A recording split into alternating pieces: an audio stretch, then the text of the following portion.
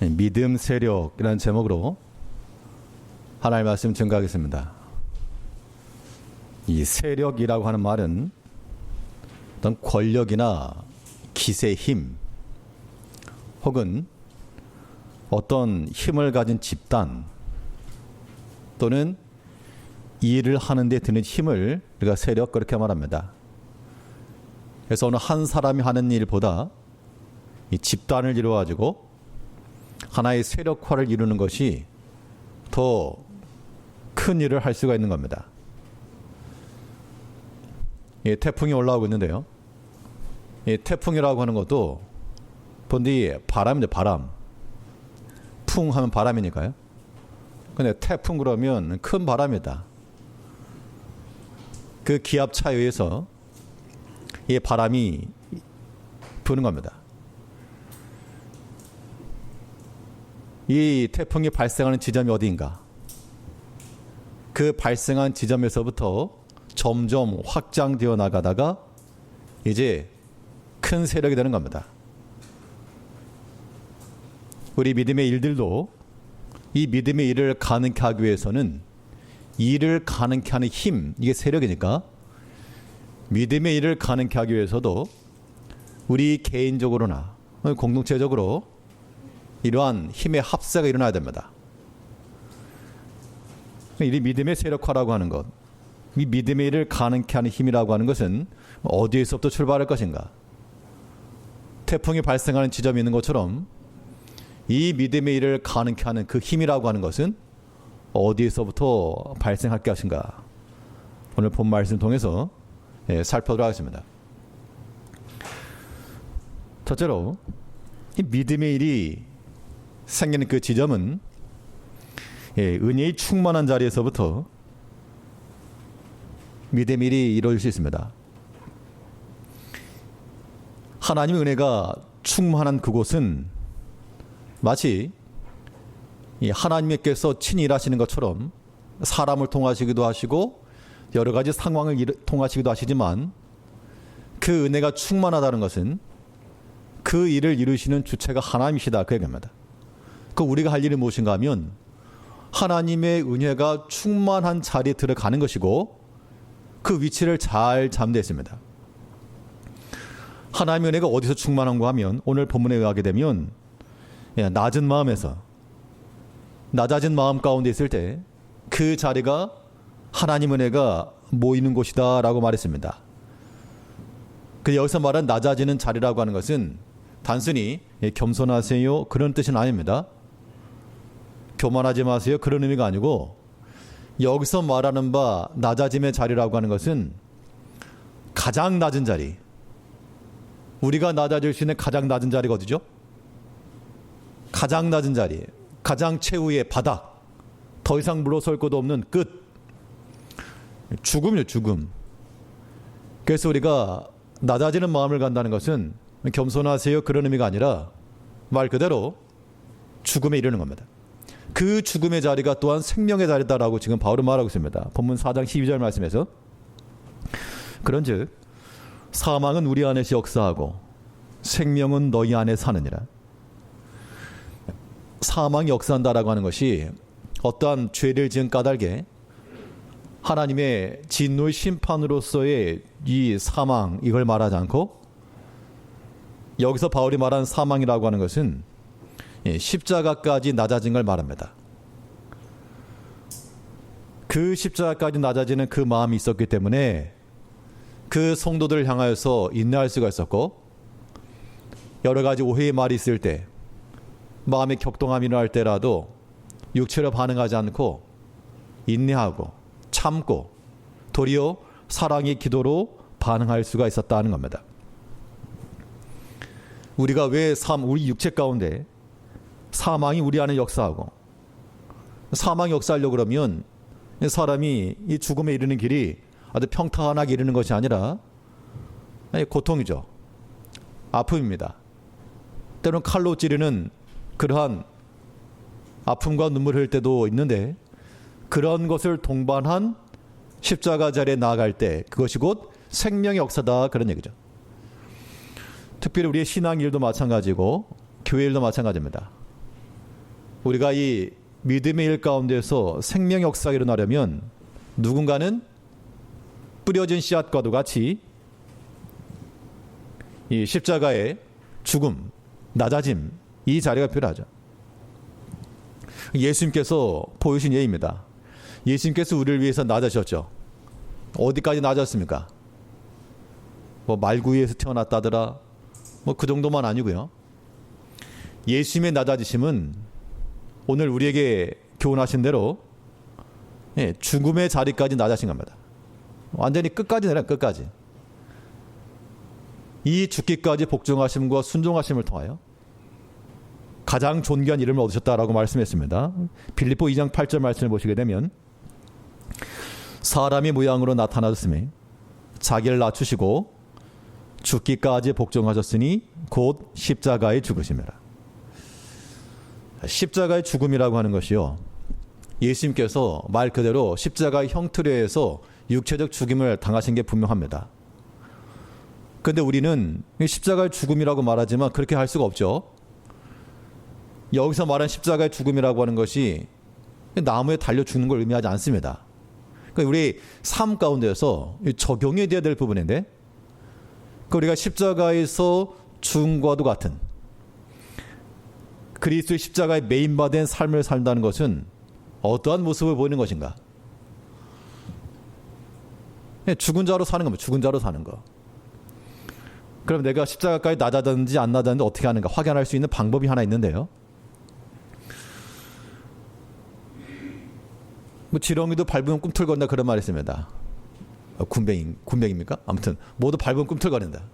왜 꿈틀거린가 하면 살았으니 꿈틀거리죠.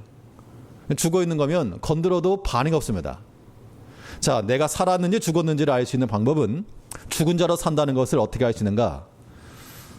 어떠한 말을 들어도 우리 마음 가운데서 육체의 반응이 나오지 않으면 십자가까지 내려간 겁니다.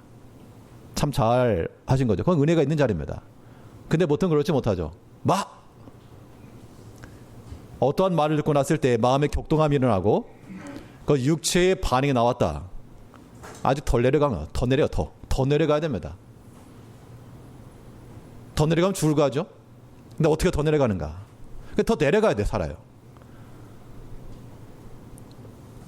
예전에 중고등부 수련회 갔을 때 그 해변에 가서 물가에서 그 보트 탔던 기억 납니다. 학생들과 같이. 저는 이제 수영을 못 하는데 같이 하니까 뭐 안 할 수가 없어가지고 같이 갔습니다. 그래서 미끄럼틀 쭉 타고 내려가지고 풀장을 푹 들어가는 건데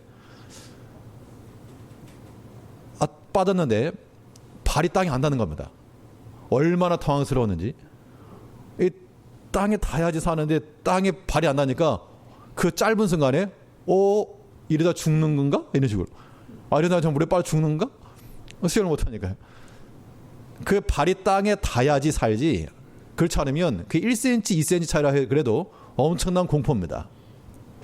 그런데 더 내려가면 죽을 것 같은데 한 몇 cm 내려가니까 밟고 일어섰습니다. 우리가 십자가까지 낮아진다고 하는 것은요, 내가 이 말 듣고 참아야 되는가? 참으셔야 돼요. 안 그러면 아직 십자가까지 내려가지 못한 겁니다. 그러니까 은혜가 없는 거예요. 그래, 우리 중에 은혜 얻을 사람이 누가 있을까? 많이 없죠. 예수께서 십자가에 죽으셨고 바울은 말하기를 내가 그리스도와 함께 십자가에 못 박혔다. 이거는 실제적인 나무 형태에 매달린 게 아니었습니다. 그럼 이걸 우리가 어떻게 받아야 되는가 하면 우리 똑같이 바울이 말한 대로 그리스도 십자가의 매인바가 돼야 되는데, 그 십자가에서 우리가 그리스도와 함께 죽었다라고 하는 것은 무엇이 나오지 않는다? 육체적 반응이 나오지 않는다. 뭘 해도, 누가 나를 찔러도 왜 찔러? 안 하고, 누가 나에게 비난의 말 해도 안 하고, 누가 내게 좀 오해의 말 해도 뭐라는겨? 안 하고, 물론 마음속으로야 편하지 않을 수 있으나 그 아픔과 그 눈물과 그 슬픔이, 바울도 그랬습니다. 교인들로부터 상처를 받았을 때 마음이 아팠지만 그 눈물을 흘렸지만 그것이 그로 하여금 기도하는 자리로 가게 하였고 도리어 눈물의 편지를 쓰게 하였고 결코 육체의 감정을 따라 반응하지 않았다는 겁니다. 그렇기 때문에 바울은 말하기를 내가 그리스도와 함께 십자가에 못 박혔다라고 말한 겁니다. 그 증거는 내가 육체대로 반응하지 않았고, 다투려 하지 아니하였고, 같이 낙심하지 아니하였고, 원망하지 아니하였고, 그게 증거입니다. 그래 이제 다시 질문하는 거예요. 내가 과연 십자가까지 낮아졌는가? 우리가 다 이제 낮아지고 겸손한 자들 되어야 되는데 십자가까지 낮아지셨는가? 이 질문에 대해서 여전히 내 속에서부터 육체의 모습이 나온다.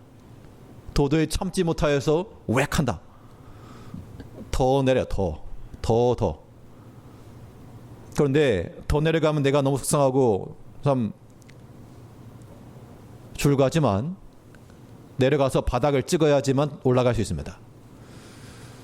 그래서 우리가 이 하나님의 은혜의 충만함이 이르시려면 우리가 그리스도 십자가까지, 이 십자가는 결코 육체로 반응하지 않고 반응한다면 딱 한 가지 반응입니다.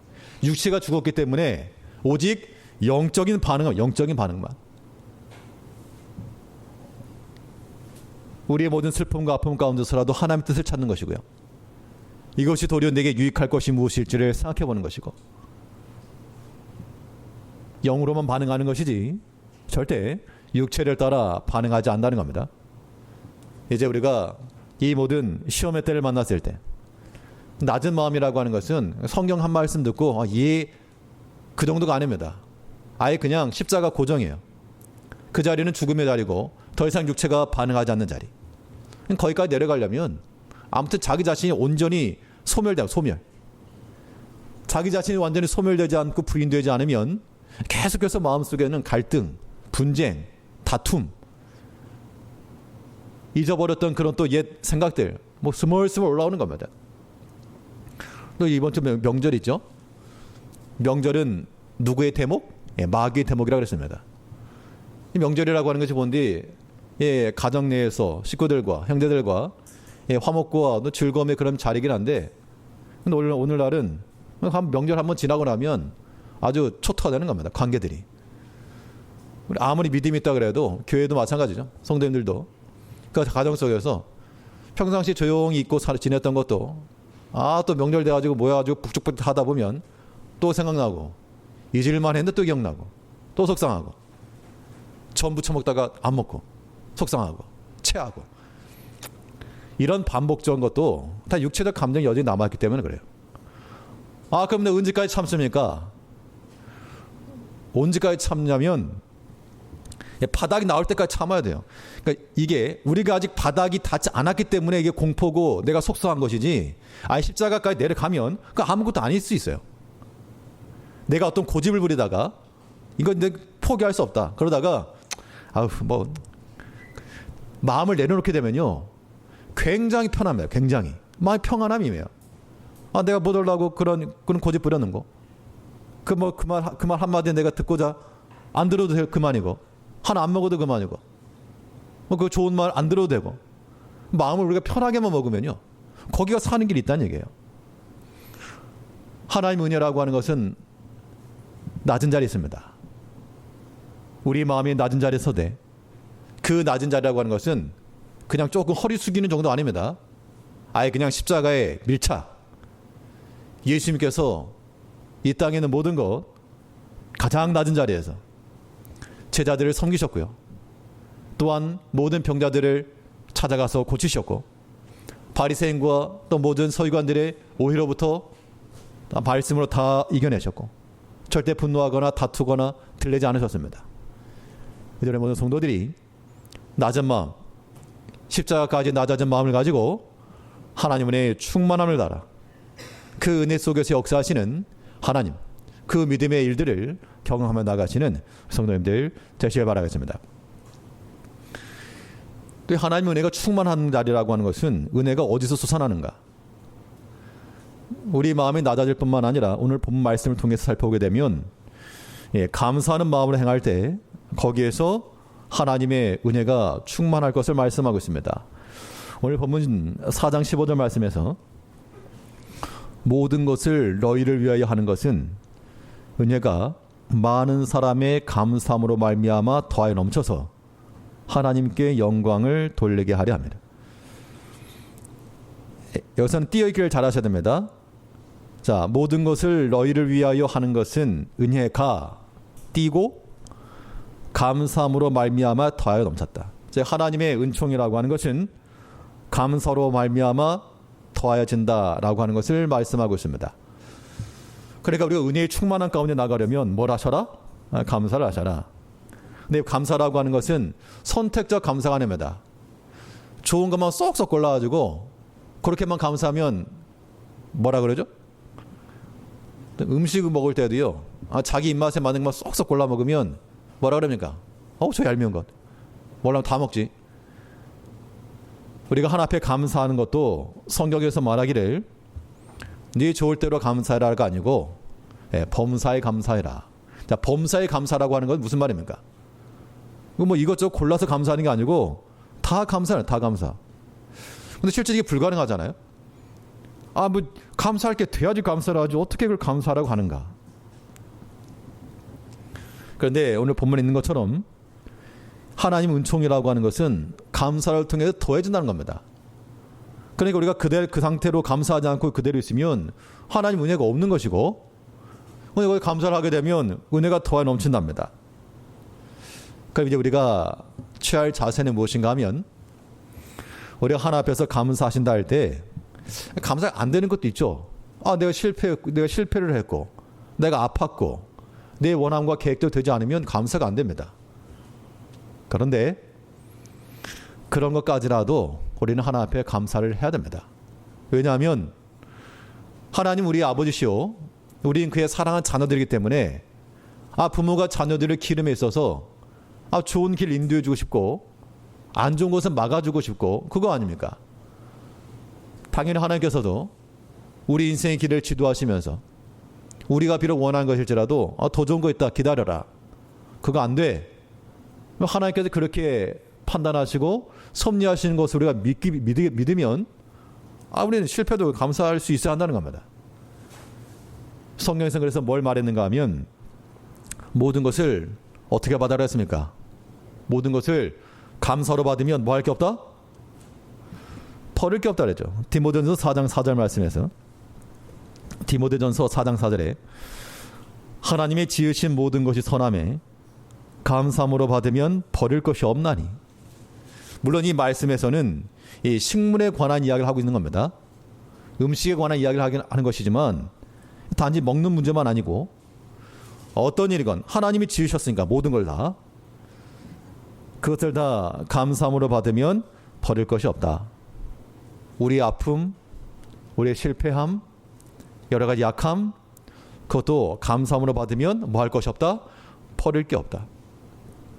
그래서 바울은 말하기를, 내가 예전 그 아테네에서, 로마에서, 아테네에서 사람들과 더불어서 변론하고 스토아 철학파, 에피쿠로스 철학파 만나서 자기의 특기였던 변증과 변론과 철학과 논리와 수사와 이것을 했을 때는 실패했다. 나는 오직 그리스도 예수 그리스도의 십자가 외에는 알지 않기로 결정하였다.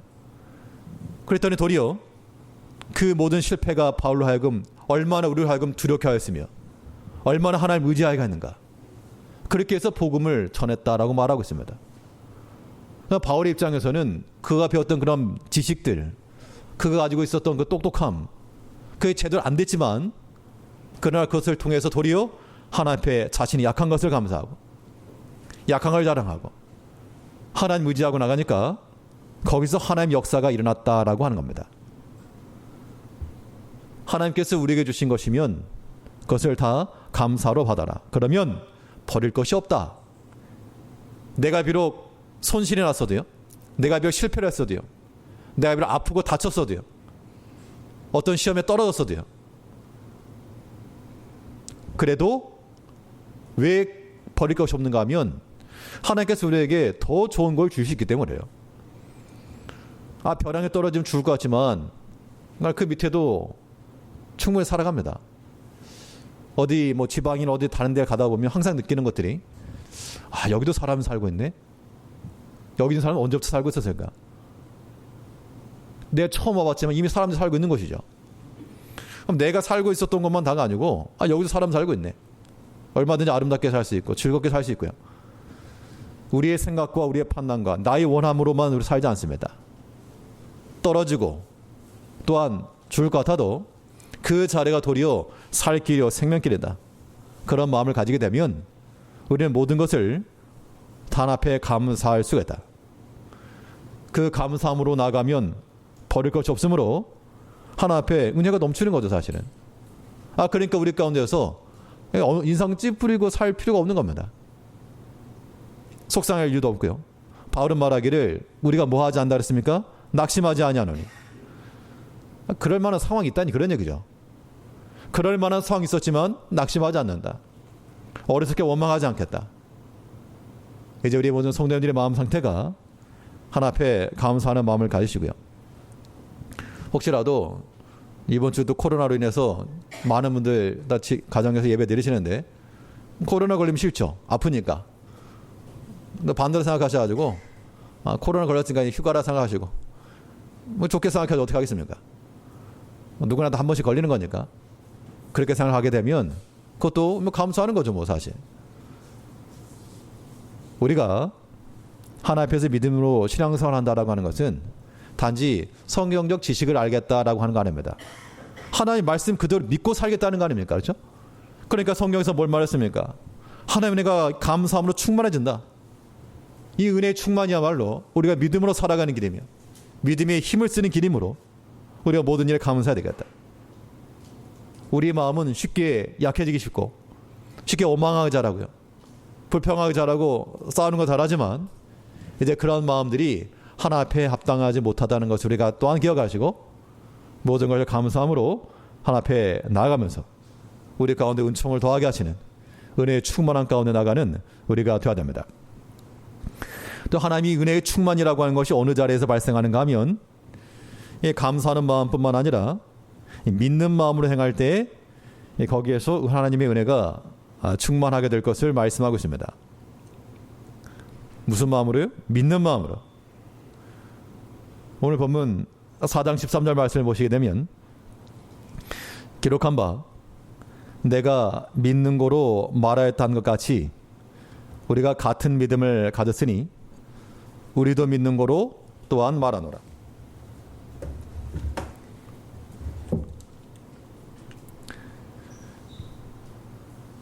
바울이 말하기를 믿는 고로 말하였다. 믿음의 마음을 가졌고 또 그 믿음으로써 말하였다라고 이야기하고 있습니다. 그러니까 말하는 그 기준이라고 하는 것이 다를 수가 있는데 이 바울은 내가 믿음의 근거에서 이렇게 말하고 있다. 그 얘기를 하고 있습니다. 그 믿음의 근거에서 말하니까 그 하나님께서 우리를 예비 놓으신 근총과 은혜가 우리 가운데 충만했다. 뭐 그 얘기를 하고 있는 겁니다. 어떤 마음을 갖고 있는가 중요합니다. 우리가 만일 죄의 마음을 가지게 되면요. 보이는 게 다 죄의 기회입니다.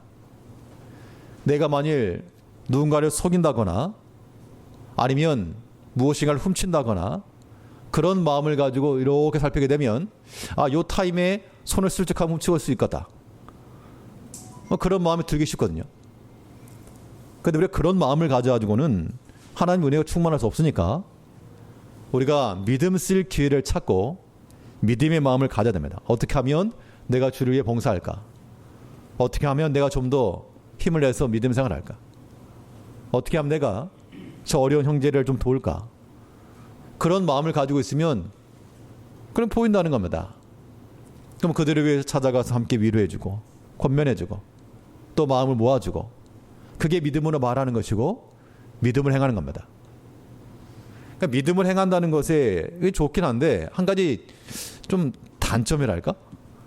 이 단점이라고 하는 것이 뭐 궁극적인 단점이 아닌데 지금 현실적으로 단점은 지금 당장 증거가 되지 않는다는 게 문제입니다. 믿음으로 하는 건 좋은데 언제 걸릴지 모를 일이거든요. 하나님께서 아브라함에 나타나셔가지고 내 몸에서 아들이 날 것이다. 예, 오케이. 제가 하나님 믿습니다. 믿긴 믿는데 이게 뭐 좀 금방 돼야지. 한 10년 뒤에 그러면 이거 답이 안 나오죠. 그 10년 뒤라고 하는 말도 10년 기다려 그 숫자를 말했으면 그나마 기다리겠지만 아무 말도 없으면 믿음으로 나갔다 그래도 굉장히 불안한 겁니다. 그래서 이 믿음이라고 하는 것은 하나님을 향한 전적 의탁과 전적 신뢰를 요구하는 겁니다. 도저히 불가능한 것처럼 보여도 그 하나님의 그 약속과 말씀에 대해서 우리가 신뢰하고 믿게 되면 그 믿음 속에서 무엇이 나온다? 그 믿음 속에서 우리의 복이 나온다라고 말하는 겁니다. 그래서 성경은 말하기를 어떤 사람이 복된가? 믿는 사람이 복이 있는 겁니다. 믿는 사람. 하나님의 그 약속과 말씀을 그대로 믿고 믿는다는 얘기는 그대로 또 순종한다는 얘기죠. 그 말씀을 그대로 믿는 백성은 복이 있다. 도저히 불가능하고 말이 안 되는 상황 가운데 있을지라도 하나님의 그 능력을 믿고 그렇게 될지어다. 믿고 나가는 자들이 복이 있다. 누가복음 1장 45절 말씀에서 누가복음 1장 45절에 믿은 여자에게 복이 있도다. 주께서 그에게 하신 말씀이 반드시 이루리라. 이것은 예수님이 태어나실 때 마리아에게 성령이 잉태함으로 탄생하게 될 것을 고지한 장면입니다. 그러니까 말이 안 되잖아요. 사람이 어떻게 아무런 관계도 없이 태어날 수 있겠는가? 근데 마리아가 말하기를 그렇게 될지어다. 주의 뜻대로 일이 될지어다. 그 말은 사람에게 걸리면 돌 맞아 죽는 겁니다. 정혼한 여자가 이러한 아이를 가지게 되었다. 율법에 의하면 돌을 맞아 죽게 되는 상황인데 그렇게 될지어다. 주의 뜻대로 될지어다. 그랬더니 믿은 여자에게 복이 있도다. 이건 꼭 여자만 문제가 아니고 믿는 남자에게도 복이 있는 것이죠. 믿는 어린이에게 복이 있도다. 믿는 청년들에게 복이 있도다. 믿는 초신자들에게 복이 있도다. 믿는 자에게 복이 있도다. 하나님의 그 말씀이 우리 가운데서 허공을 지나는 메아리처럼 단지 우리가 지식적으로 하는 말씀을 그치지 않냐고 참으로 그러합니다. 하나님의 말씀을 그대로 지키면 하나님께서 우리 길을 지도하시는가? 믿고 기도하는 거죠. 믿는 백성의 복이 있도다. 학생들도 내가 영어 공부하고 수학 공부해가지고 내 인생의 길을 펼 것인가? 우리 인생의 길을 지도하심을 하나님이라고 그랬죠. 세상의 공부라고 하는 것이 우리 인생의 길을 지도하지 않습니다.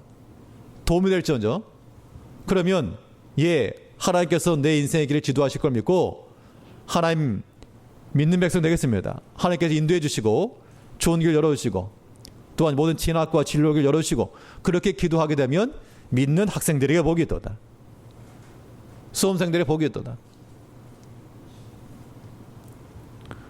믿는 마음으로 행하는 것이 하나님의 은혜가 충만하게 되는 길입니다. 태풍이 올라오면서 점점 그 열기와 수증기가 더해지면서 세력이 증가하죠. 하나님의 은혜가 점점 커지는 것도 이런 방식입니다.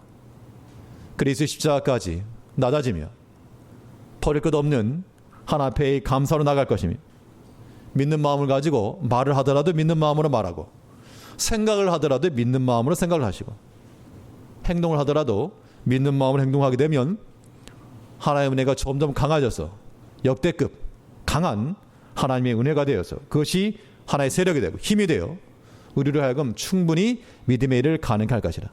이 은혜의 충만함을 가지고 살아가는 성도님들 되셔야 되겠습니다. 둘째로 또 믿음의 일을 가능케 하는 그 힘이라고 하는 것이 어디서 발생하는가? 소망의 충만함 가운데 있을 때 또 하나님의 이 믿음의 일들이 더 확장되어 나갈 수 있습니다. 자, 소망이 충만하다라고 하는 것은 지금 우리 눈앞에 있는 그러한 고난들을 극복해 나갈 때 소망이 생기는 겁니다. 이 고난이라고 하는 것이 그대로 있는데 소망이 생길 수 없죠. 고난이 있으면 어떻게 하시고 이거를 극복하시고 넘어서시고 괜히 걸려서 넘어지지 마시고 그 고난을 극복해 나갈 때 우리 가운데 소망이 커지는 겁니다. 오늘 본문 4장 16절 말씀에서 그러므로 우리가 낙심하지 아니하노니 겉사람은 후피하나 우리의 속은 날로 새롭도다. 자, 낙심하지 아니한다. 이 말 속에는 낙심할 만한 일이 있다면 그 얘기 분명합니다. 지금 바울은 고린도 교회에서 그런 교인들과의 관계, 아무튼 어려움의 일이 있었습니다. 그런데 바울은 말하기를 그것이 비록 나에게는 큰 고난이고 넘어서야 될 문제인데 내가 낙심하지 않겠다. 비록 우리 겉은 그런 일들 때문에 속이 상하여서 후패할지라도 때로는 얼굴에 주름도 지고 머리도 흰머리가 나고 그럴지라도 우리의 속은 날로 새롭도다. 그러니까 우리 마음 가운데 소망이 충만해지는 겁니다. 소망이라고 하는 말은 아이러니하게도 우리 앞에 있는 여러 가지 장애물, 또 우리 육신의 한계, 또 내가 넘어서야 될 그 문제들이 있기 때문에 소망을 말하는 겁니다. 그런 거 없으면 소망 말할 필요가 없죠. 그냥 가면 되는 거니까. 그런데 이 고난을 잘 극복해 나가면 하나님께서 우리에게 은총을 더하시는 겁니다. 그럼 고난을 어떻게 극복할까? 고난을 어떻게 극복할까? 물론 고난은 누구나 다 있는 건데 성도님들이 고난을 어떻게 극복하십니까? 모르겠는데요. 그러면 안 되죠. 우리가 다 고난 있죠. 다 개개인적으로나 가정적으로나 다 고난이 있기 마련입니다. 그 고난이 있을 때 이거 어떻게 극복할 것인가? 저는 극복 안 하고 있습니다. 그러니까 이게 우리가 계속 힘든 거죠. 그리고 마음 가운데 여전히 평안함이 없고 즐거움이 없고 믿음 생활이 안 된다는 겁니다. 이 고난을 극복할 수 있는 방법에 대해서 성경은 뭘 말하고 있습니까? 너희 중에 고난당한 자가 있느냐? 뭐 할 것이요? 야고보 5장 13절에서 너희 중에 고난당하는 자가 있느냐? 저는 기도할 것이요. 즐거워하는 자가 있느냐? 저는 찬송할지니라. 그러니까 고난당할 때 뭐 하시라? 기도하시라니. 기도하시라. 근데 기도하는 자리가 비었다는 얘기는 고난이 없는 평안한 삶을 사시거나 아니면 이 고난 가운데서도 이거 그냥 가만히 있겠다는 겁니다. 어른들이, 부모들이 언제 자녀들을 혼내는가 하면 뭘 못하고 넘어졌고 그래서 혼내는 게 아니라 넘어졌으면 일어나야지. 계속 주저앉아 있으니까 혼내는 겁니다. 넘어질 수 있죠, 애들이. 실수할 수 있습니다. 그러면 또 다시 일어서가지고 다시 하거나 그러면 되는데 넘어져 주저앉아가지고 징징 굴고 있고 그러고 있으면 분노의 게이지가 높아지는 거죠. 우리가 여러 가지 고난을 당할 때는 하나님의 사인이 무엇인가 하면 너네 고난 당해봐라 한번. 하나님께서 우리를 그렇게 골탕 먹이시려고 고난 당하는 게 아니죠. 그럼 그 고난 중에 있을 때 우리가 할 일이 무엇인가 하면 하나님 앞에 기도하는 자리에 나가셔야죠. 다윗이 그렇게 하나님을 사랑하고 하나님의 은총을 받았지만 그가 범죄한 이후 큰 고난 당했습니다. 자기 몸에서 난 아들이 아버지를 대적하여 칼을 들고 쫓아오는 그때에 그게 그 고난이었지만 그 고난 중에 다윗은 내 저놈 내가 가만두지 않는다. 저 뒤에서 저 압살롬을 조종했던 저 전략가들 아이도벨 내가 가만두지 않는다. 그런 분개하는 마음은 나은 게 아니라 그런 고난이 있을 때 하나님 앞에 얼마나 회개를 했겠으며 내가 얼마나 어리석게 이런 죄를 저질렀는가. 회개하고 나가니까 그에게 은총의 길이 열린 겁니다. 우리가 어떤 죄를 졌거나 잘못했기 때문에 고난당하는 거 아닙니다. 때로 하나님께서는 우리에게 연단받으라고 또는 하나님께 돌아오라고 가만 냅두면 아주 자기 잘난 맛에 자기 잘나서 사는 줄 알기 때문에 하나님께 우리에게 때때로 여러 가지 고난 한번 주시죠. 툭툭. 그러면 안 되는구나. 이거 내 힘으로 사는 게 아닌구나. 그렇게 깨달으라고 하나님께서 우리에게 고난 주시는 겁니다. 그렇게 생각하셔야 돼요. 그럼 그럴 때마다 뭐 하시라고요? 고난당한 자가 있느냐? 저는 기도할 것이요. 여기저기 사람 만나고 다니지 말고 여기저기 전화통 붙들고 계시지 말고 다 끊고 돌이 핸드폰 꺼놓으시고 하나님 전으로 달려나와가지고 하나님의 그 원통한 마음을 아뢰시고 하나님의 도움을 구하시고 하나님 도와주십시오. 살려주십시오. 그러한 기도하는 자리 나가는 것. 이것이 우리로 하여금 그 소망의 충만함에 이르는 길이며 그때가 믿음이 일하는 때가 되는 겁니다. 이 고난의 때라고 하는 것이 영원할 것 같지만 우리 경험상 그렇지 않습니까? 정말 이때만 지나면 좋겠다. 정말 괴롭지만 지나고 보면 별일 아니었던 경우도 있습니다. 물론 큰 일이었지만 지나고 나니까 그냥 웃으면서 말할 수 있는 경우가 많죠.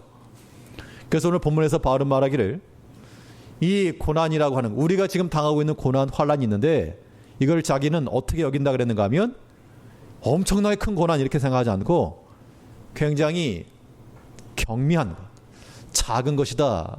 그렇게 지금 이야기를 하고 있습니다. 본문 4장 17절 말씀에서 우리의 잠시 받는 환란에 경한 것이 지극히 크고 영원한 영광에 중한 것을 우리에게 이루게 하매니 지금 분명 환난을 받고 있어요.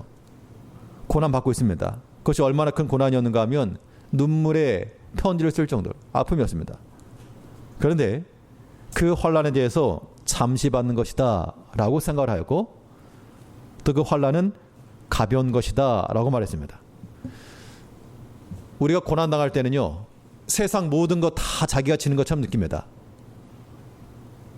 나만큼 고난받은 사람 없다라고 다들 그렇게 생각하세요. 아마 여기도 그러실걸요? 나처럼 고난받은 사람 있으면 나와보라 그래.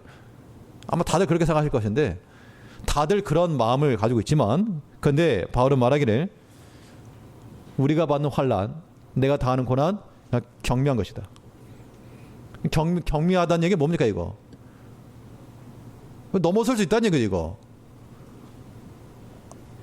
비가 많이 와가지고 시냇물을 건너는데 내 가슴팍까지 물이 찬다 그러면 건너가 어렵지만, 발목 찰랑찰랑거리면 찰랑찰랑거리면서 물장구 치며 지나갈 수 있는 겁니다. 이 고난이 왔을 때 경한 것으로 알고 충분히 지나갈 수 있을 것으로 판단하시고 하나님 앞에 기도하고 나가면 하나님께서 건너게 하실 것을 우리 믿는 거죠. 그러니까 그 환난에 대해서 경하다라고 말한 겁니다. 잠깐이라고 말한 거예요. 근데 우리는 그 반대잖아요. 영원한 어둠에 터널 것 같고 답이 없어 보이고 이 무거운 거 나 죽을 것 같고, 자세 자체가 지금 잘못된 자세인 거죠.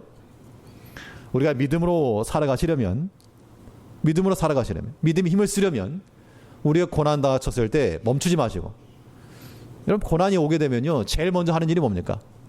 제일 먼저 하는 일이, 그러니까는 어떤 조정을 하더라도, 쉽게 말하면 구조조정 같은 그 조정을 하더라도, 우리 가운데 어려움이 있어 조정하더라도 그동안 세상 일들, 잘못하던 일들, 그런 것부터 끊어야 되는데, 우리 어떤 일이 문제가 있잖아요. 급하잖아요.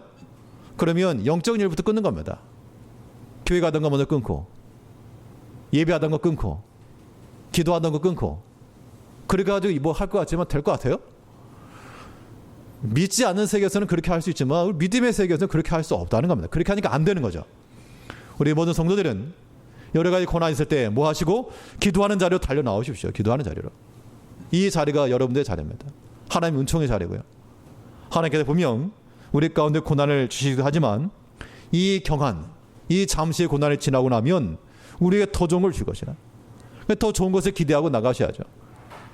본문 4장 18절 말씀에서 우리의 돌아보는 것은 보이는 것이 아니요 보이지 않는 것이니 보이는 것은 잠깐이요 보이지 않는 것은 영원함이니라. 우리의 기대하는 바는 지금 당장의 것이 아니라 영원한 걸 바라본다, 그 얘기입니다. 더 좋은 걸 기대하십시오. 그게 소망입니다. 그래서 이런 소망을 갖는 자들마다 고난이 하나면 우리는 하나 앞에 찬송과 기도를 몇 개를 해요? 2개를 하면 2개. 고난이 2개면요 기도는 4개, 찬송 4개. 더블로 가는 겁니다. 소망이 있을 때, 그리스도 안에서 하나님의 소망을 품고 나가는 백성들은 그렇게 하는 것이 가능하다는 겁니다. 성경이 그렇게 말했죠. 시편 71편 14절 말씀에서 나는 항상 소망을 품고 주를 더욱 찬송하리다. 마음의 소망을 품는 자들마다 내가 주를 찬송하는데 한 번 안 한다는 얘기죠. 더욱 찬송하리라. 고난이 하나 왔다? 나는 더욱 기도한다. 고난이 2개가 왔다? 나는 더욱 기도하고 더욱 찬송한다. 그래야지만 이걸 이겨낼 수 있고 극복할 수 있는 길이라는 겁니다. 믿음의 일부터 끊지 마십시오. 교회부터 단절하지 마십시오. 예배를 끊지 마시고 도리어 예배에 먼저 다 찾으셔야 되고, 다른 거 멈춰서라도 다른 시간 끊고서라도 기도하는 시간 확보하셔야 되고요. 그래야지만 우리 가운데 소망이 충만해지는 겁니다. 그것이 우리를 하여금 믿음의 일을 하게 하는 거죠. 태풍이 일어나서 큰 세력이 움직이는 것처럼 우리 하나님의 은혜가 충만하며 그런 소망이 충만함으로 우리 안에서 믿음의 일들이 항상 더욱 믿음으로 살아가는 우리 모든 성도님들 되시길 바라겠습니다. 기도하겠습니다. 우리를 변함없이 사랑하시는 아버지 하나님, 우리에게 믿음으로 살아갈 수 있도록 우리 항상 은혜를 더하여 주시고 우리 마음 가운데 소망이 넘치게 하시되, 때로의 각 성도들마다 여러 가지 말 못할 사정과 아픔과 눈물이 있을지라도 그런 고난이 있을 때마다 더욱 주를 찬송하며